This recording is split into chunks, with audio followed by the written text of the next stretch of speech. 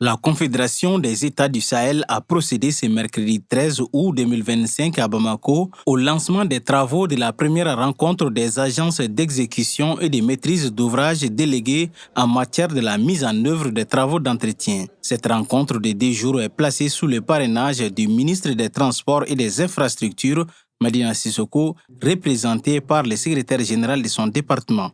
L'objectif de cette séance de travail, c'est de mettre en commun les différentes expériences, expertises que ces différentes maîtrises d'ouvrages publics délégués ont capitalisées tout au cours de leurs différentes années d'expérience et de tirer les bonnes et meilleures pratiques afin d'améliorer nos réseaux routiers que nous avons en commun au sein de l'espace AUS. Au cours de cette activité, il s'agit d'apporter également une réponse adéquate aux urgences et défis sécuritaires dans l'espace AIS.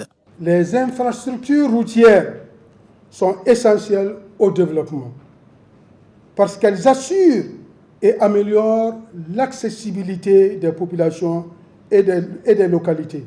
Elles sont dès lors indissociables des questions de défense et de sécurité dans nos États qui affrontent les périls terroristes, livrent un combat existentiel et assument l'ardente obligation de relever les défis sécuritaires.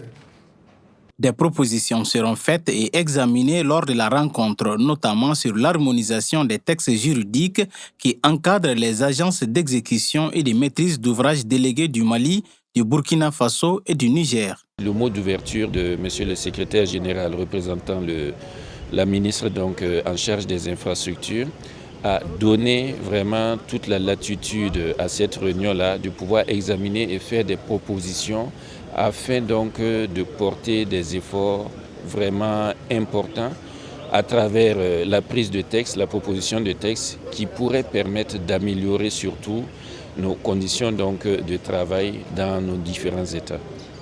Confrontés depuis plusieurs années au terrorisme, les États de l'AIS souhaitent désormais redonner un nouveau souffle à leurs infrastructures routières communes dans le souci de protéger les populations et leurs biens ainsi que de leur permettre une meilleure circulation au sein de la Confédération.